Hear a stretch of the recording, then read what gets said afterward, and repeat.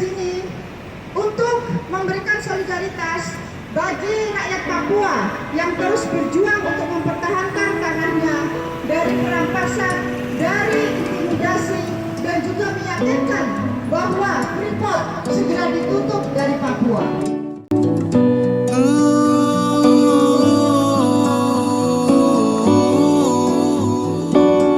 Long live international solidarity! Long live international solidarity! Pada tanggal 9 Agustus kemarin adalah hari peringatan suku adat sedunia, di mana semua suku adat di dunia turun ke jalan untuk mengangkat masalah-masalah yang mereka hadapi. Penindasan secara ekonomi, secara politik, secara sosial, dan secara budaya. Komunitas Papua, pemuda, perempuan, mahasiswa juga mengadakan peringatan dengan mengadakan pagelaran seni dan speak out. Tapi kegiatan tersebut berujung pada penangkapan 18 orang ditangkap dan 4 diintimidasi dan diteror. Selanjutnya, karena intimidasi tersebut dan represitas, kelompok-kelompok mahasiswa dan pemuda yang berada di luar Papua kemudian turun ke jalan untuk mengecam represitas kepolisian dan tentara terhadap masyarakat Papua, yang tidak hanya berlangsung satu kali, tapi sudah berkali-kali, bahkan bertahun-tahun dan berpuluh-puluh tahun. Dan sekali lagi, aksi-aksi damai tersebut, bahkan diskusi kecil di dalam asrama, berujung kepada penangkapan dan represitas terhadap mereka yang mengadakan kegiatan. Kita tahu di sosial media berapa orang yang mengalami luka-luka karena tindakan yang dilakukan militer dan kepolisian. Yang mereka inginkan sangat sederhana.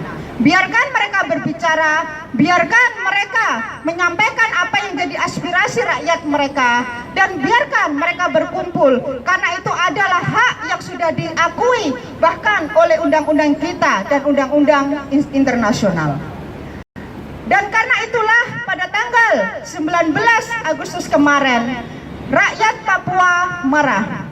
Ribuan bahkan puluhan ribu orang turun ke jalan untuk mengecam dan meminta pemerintah Indonesia, militernya, dan ormas-ormas yang selama ini didanai untuk mendukungnya supaya menghentikan represitas dan tindakan kekejaman terhadap masyarakat Papua, baik di dalam Papua maupun di luar Papua. Namun sekali lagi, aksi damai tersebut mendapatkan represitas keras, dan bahkan hingga saat ini terlepas, bahkan tokoh-tokoh nasional pun menyampaikan dukanya atas perlakuan pemerintah yang tidak adil dan diskriminatif terhadap rakyat Papua. Pemerintah justru akan mengirimkan tentara yang lebih banyak ke Papua untuk merepresitas tuntutan rakyat Papua. Lebih dari itu, kemarin sore pemerintah juga memutuskan untuk mematikan semua jalur komunikasi atau telekomunikasi di Papua sehingga mereka tidak bisa saling berkoordinasi. Pertanyaan kami adalah mengapa? Mengapa Papua harus diisolasi? Mengapa Papua harus didiskriminasi? Bahkan sampai sekarang media nasional dan internasional dilarang masuk ke Papua. Puluhan ribu, bahkan ratusan ribu orang mati di Papua hanya karena mereka mempertahankan tanah dan warisan leluhur mereka. Mereka harus berjuang sendiri tanpa dukungan dari sesama masyarakat Indonesia yang katanya Bhinneka Tunggal Ika, bahkan tanpa dukungan dari internasional, karena semua tidak ada yang tahu apa yang terjadi di Papua. Saat ini ratusan ribu orang, laki-laki, perempuan, dan bahkan anak-anak harus mengungsi ke puncak-puncak gunung, bahkan ke hutan, supaya mereka tidak diintimidasi dan tidak dibunuh oleh tentara dan kepolisian dan mereka yang dibayar oleh pemerintah. Hal ini sangat tragis bagi kami sebagai warga negara Indonesia yang percaya sekali kepada Bhinneka Tunggal Ika. Mengapa ada saudara-saudara kami yang didiskriminasikan? Apa salahnya orang-orang Papua untuk berbicara? Bukankah Indonesia milik semua suku adat dan suku di Indonesia, termasuk kami yang dari Jawa? Bahkan di Papua saat ini banyak orang yang menjadi transmigran. Mereka orang-orang miskin dari Jawa dan luar Jawa yang terpaksa tidak bisa hidup di tanahnya sendiri, juga menjadi pedagang kecil, pekerja buruh di Papua. Mereka juga saudara-saudara kita yang harus kita lindungi. Tapi dengan sikap pemerintah yang sangat represif, sangat tidak adil, sangat diskriminatif, bukan hanya rakyat Papua yang mereka akan rugikan, tapi juga mereka transmigran, buruh-buruh dari tempat-tempat lain yang saat ini berdomisili di Papua. Karena itu, teman-teman semua, persoalan Papua bukan hanya milik rakyat Papua, tapi juga tugas kita sebagai bangsa Indonesia untuk menegakkan kesetaraan bagi semua. Jangan hanya pembangunan yang dikembangkan di Papua, tapi beri mereka penghidupan dan hak untuk berbicara dan menentukan nasib mereka sendiri.